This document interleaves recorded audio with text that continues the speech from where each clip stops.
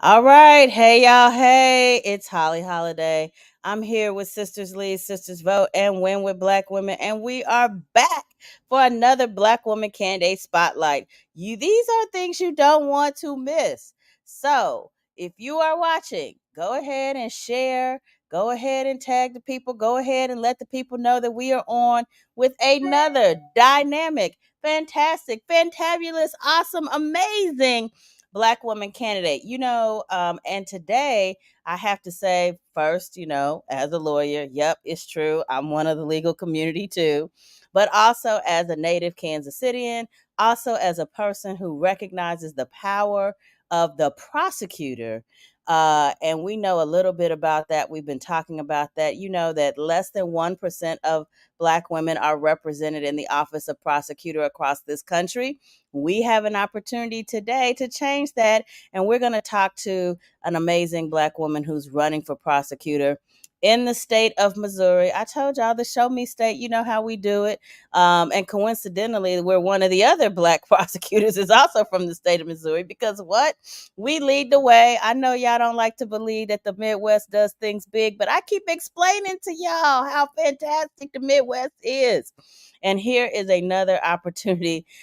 We will take questions if you have them, comments if you have them. Hit the chat. We can see all the things and we want you to engage. But first, let me bring up, I'm going to say her name correctly. I promise. Melesa Johnson. Did I get it? Close, very, very close. Okay, help me out. Help me out. It is Melesa Johnson with the long See, E. Yes. that's why I needed her to come up to the stage because we didn't had this whole situation about Black women and their names. Melesa Johnson is in the house. Welcome. Thank you so much for having me. I am a huge fan. I've been on the calls even before Madam Vice President became the presidential nominee. And so this is a full circle moment for me, and I look forward to today's conversation. All right. Well, let's not disappoint the people because they came to hear what you had to say. So I want to remind folks that Melesa is running for Jackson County prosecutor in the state of Missouri. For those of you all who think the Midwest is one big void between California and New York, in fact, Kansas City, which is the largest city in Jackson County, sits on the western side of the state, bordered by the state of Kansas. So not on the Kansas side, y'all, but on the Missouri side. And so let's get into it. So today, what we do is we like to keep it short and sexy. So we're gonna go through. Yes, I love. Yeah, she came to play. I love it. We're going to go through a couple of quick questions, just a way for folks to get to know you, to understand why you are amazing for this job, and to know that you are the right person to vote for and to support. And don't worry, y'all, as soon as you start loving her, we are absolutely going to make sure that you know how to reach out and contact her to volunteer, to donate, to do all the things, to share this video with all of your friends. Yes, I know y'all know somebody in Jackson County. I know you do. Oh, look, we already getting the thumbs up. That's what I'm talking about. Thank you. All right, so let's start with question number one. First, question number one is why are you running for Jackson County prosecutor? What in the world inspired you to want this job? Well, running for this office is simply a call to service that I could not ignore. I am a huge believer that the price that we pay for our time on this earth is service. And I was born and raised and actually still live in the same neighborhood that I grew up in, which is on Kansas City's east side, right smack dab in the urban core, in one of the most dangerous parts of Jackson County. And while it is a beautiful place, rich with history and amazing neighbors, it definitely comes with generations upon generations of public safety challenges. I vividly remember being around my first shootout when I was 11 years old at track practice and being instructed by my coaches to get down on my stomach and not move. And so I developed a very genuine passion and interest in this issue at a very young age. Well, I went off to college at an Ivy League school in Columbia University in the city of New York. And it's not every day that little Black girls from the east side of Kansas City get that type of opportunity. I also interned for Congressman Emmanuel Cleaver, went to law school, graduated with honors, was on the law review, had all of these experiences that so many other young people that look like me and lived where I lived just were disenfranchised from. So when I got my first job in the prosecutor's office straight out of law school, because I am a former assistant Jackson County prosecutor, it all started to make sense. My upbringing, my cultural competence, my intelligence, my education, my genuine sense of community is what made me the best that I could be at that job at that time. And it is that same energy that I will be planning to bring as the elected Jackson County prosecutor. It's time for a bridge. Not only a bridge between communities that have never believed in the system and the systems itself, but a bridge between the current prosecutor's office and all of our local law enforcement agencies who have not been on the same page and seeing eye to eye in recent years. Well, currently, I am the first ever director of public safety for the city of Kansas City. So I have proven myself and have a documented track record of working well and collaboratively with law enforcement. I stand before you as a candidate that has a unique ability to bring so many different factions of this community pertaining to public safety together: neighborhood associations, activist organizations, elected officials, law enforcement officers, and of course, prosecutors. And so when the seat became open, it simply became a call to service that I just could not ignore. I love this. And listen, already, it's almost like looking at my younger self a little bit, because I too grew up on the east side right there at 63rd in Brooklyn, Yes. right down from Southeast High School. Can't get more hood than that, frankly. No, Or we maybe you can get a cannot. little bit, but we right in there. You can okay. Grew up right there at 63rd in Brooklyn, went to public schools my entire life. Went to Yes. college on the East Coast like you did. Did not. I think that's where it ends, though. That's where you get a lot better and a lot more qualified to be prosecutor. And I go around and start trying to run my mouth on the internet. So I appreciate that. So, There's a need as for all of the above. There's a a need, need for all of the everybody got a above. spot. Everybody got a spot. That's what's important. So, one thing that is always important, I know for me as a voter to understand, is what's special about you and how you understand some of the most critical issues that are happening for the office that you're running in. So I have to ask question number 2. What issues do you most want to impact, and who or what is Mm. in the way of making that impact that you seek happen? Ooh, this is a good one. This is a good one. Because for me, the issue that I want to tackle the most, which will have a positive reverberating impact on the entirety of Jackson County, Yes. is the concentration of crime in Black underserved neighborhoods. Woo! And it's a big Wow. issue. It's a big issue, but Yes, it we got some thumbs is up on that one. able to be tackled. Because here's the thing: right now, here in Jackson County, we have seen an influx of property crime and violent crime in neighborhoods that are not necessarily accustomed to dealing with these type of issues. And that's not to diminish their experience, because if it happens anywhere, it's a problem. But it is interesting that for so many years and decades, it would happen in a concentrated part of Jackson County, and we wouldn't hear this much outrage. But now that we're at this juncture, everybody is outraged and up in arms at things that, frankly, I have dealt with for the entirety of my life.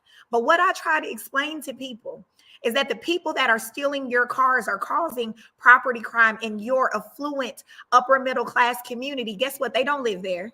They live where I live. Hmm. And so, if we really want to make this community safe, we have to do two things, and they fall into two buckets. And if we really want to eradicate the concentration of crime in underserved Black communities, this is what needs to happen. Number one, we have to stop shying away from accountability.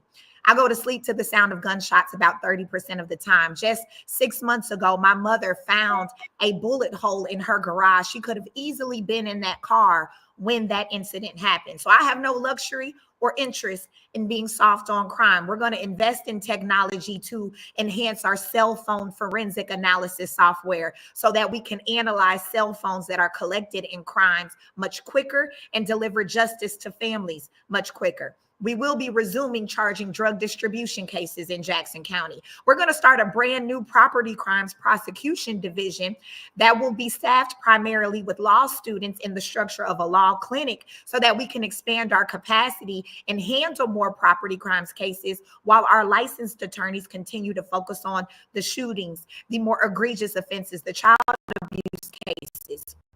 And so we're going to handle business in the courtroom, but we have a lot of business to handle outside of the courtroom as well.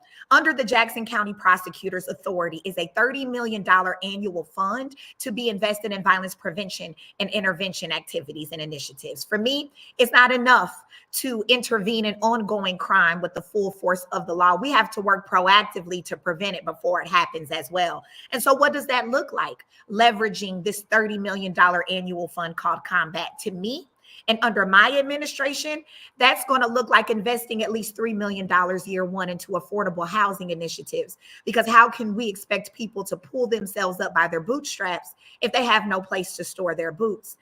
Conflict resolution training, mental health resources. All of our safety net hospitals here in Jackson County are overbooked with a waiting list. Let's use some of that $30 million to create a voucher program for private mental health providers so that we can make sure people at the center of very traumatic incidents get the help that they need so that they don't reoffend, so that they don't retaliate. I'm even going to start a countywide mentorship program for suspended students, because sending young people based on behavioral issues back into the negative ecosystems, inspiring their negative behavior in the first place, is not an answer. And I will also be starting a brand new diversion program. Right now in Jackson County, we have drug court, mental health court, and veterans court, but we don't have a specialty court tailored to the leading root cause of crime, which is poverty. And maybe this is wishful thinking, but of course, I see so much of my journey in the journey of Madam Vice President Kamala Harris, listening to her talk about her Back on Track program. Well, that directly mirrors something that I have been talking about for the past 13 months. And that is what I will call the opportunity court, because where there's opportunity, there is naturally less crime. And just like her opportunity economy, where people have adequate access to a fair shake at life, they will do well, and very rarely will they squander that opportunity. So my opportunity court will allow nonviolent offenders to get connected to modern workforce development opportunities, because we have a bad habit in this country and in this community of telling high risk and returning citizens, you are only capable of construction. Now, that is lucrative and honest work. And if that's the road you want to travel down, we will have that available for you. But what if you want to be an entrepreneur? What if you want to be a political strategist? What if you want to be a journalist? What if you want to learn how to be a graphic designer? We have to have all of those offerings available to our population, because one mistake in your past should not sacrifice the autonomy of your future. But a job in isolation is not enough. So we will also be providing conflict resolution training, because your means of resolving conflict on the streets will not translate well to the employment arena. And we will also be providing financial literacy courses as well, so that folks can be a good steward of their new earnings. They need to know about 401ks, Roth IRAs, how a union can protect your benefits and your livable wage jobs. And so a combination of strict accountability and robust resource deployment is how we're really going to move the needle on the concentration of crime in Black underserved communities, which will have a positive impact on the entirety of Jackson County, including our suburban communities. And the thing that stands most in the way of this effort, of this initiative, which is my main priority, is people being unwilling to face the harsh reality that systemic racism does play a role in the crime atmosphere we have here in Jackson County. We didn't get here overnight. And when we're in a country that was built on the premise that Black people were three-fifths of a person, we have yet to even sanitize that notion. And when you talk about redlining, predatory lending, all of these things that have led to the concentration of poverty in Black communities, which poverty is probably the biggest predictor of crime, the through line is there. And then fast forward to present day, Missouri was one of the last states to ban the box. We do not do right by our returning population. And then we get surprised when people reoffend. We have to stop tiptoeing around these realities and start deploying resources in a way that attack crime at its root, while we make sure we hold wrongdoers and bad actors accountable at the same time. Man, let me tell you something. This is a clear example of where experience meets creativity and problem solving with character. I don't think you can ask for more than that. And listen, I have to pull in Catherine Morrison, who says, we're not going back. No, we're not. It's an acknowledgement, and I love what you said about opportunity. I think that too often people don't understand that there's more than one outcome for not just victims of crimes, but offenders of crime. And I love the opportunity, because the more we can do to help people that once they have served sentences understand, even going into the service of that sentence, that there's another option for them on the other side. I agree. This sounds like a winning formula. And Thank I you. certainly hope that it translates into a winning opportunity for you as the prosecutor for Jackson County. So listen, I'm a Missouri girl, I'm a Kansas City girl, and there are so many things that I love about my hometown. Let's go into question 3. And question 3 is, assume I've never been to Kansas City, however. Tell me something about Jackson County that makes you proud or excited. Oh, I mean, we have such a robust culture here, whether you're talking about barbecue, jazz. We have one of the oldest Black-owned publications in the country, was founded right here, the Kansas City Call. We have winning sports teams for a change. Our Royals were just almost in the World Series. And of course, our Chiefs are on the precipice of a three-peat. But the main thing that I love about Jackson County, Kansas City, is our sense of community connectivity. We are no more than 2 degrees of separation in Kansas City and Jackson County, especially as Black women. I am so fortunate and feel so warm and supported because of that reality. And Jackson County is a place where a 35-year-old little Black girl from the east side in the urban core is on the cusp of making history as the county's first ever person of color to lead on an issue that has disproportionately impacted and affected people of color since this country's inception. And so it has great food, great culture, great community, and great promise if you put work and faith behind your actions.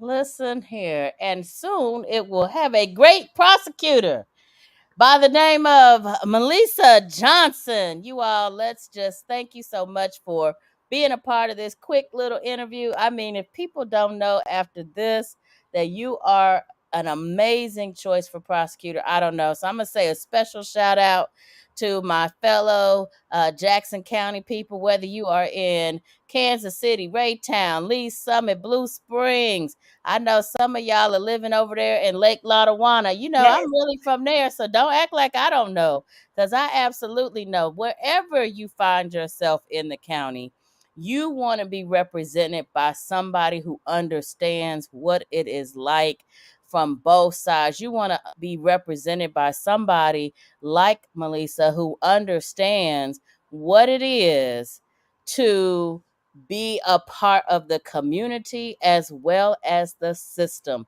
We want to make sure folks know how to find you. Tell us where they can find you. Absolutely. My website is in my virtual background. It's just melisajohnson.com. Very easy on all social channels.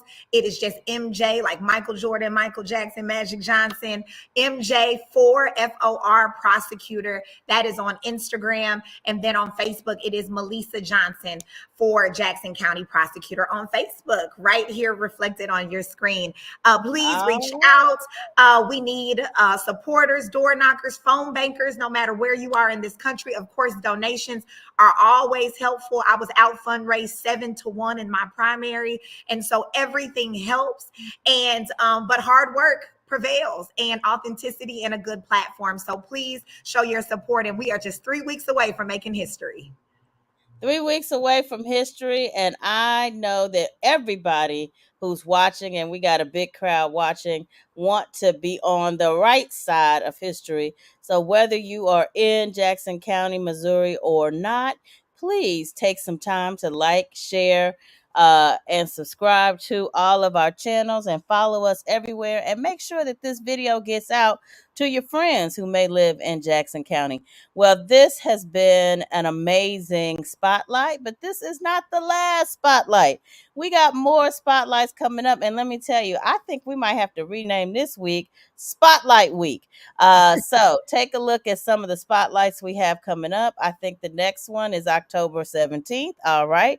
We're going to be right back here in Missouri talking to State Legislative Representative Jamie Johnson, one of my favorites. I love her story. Can't wait to get into it.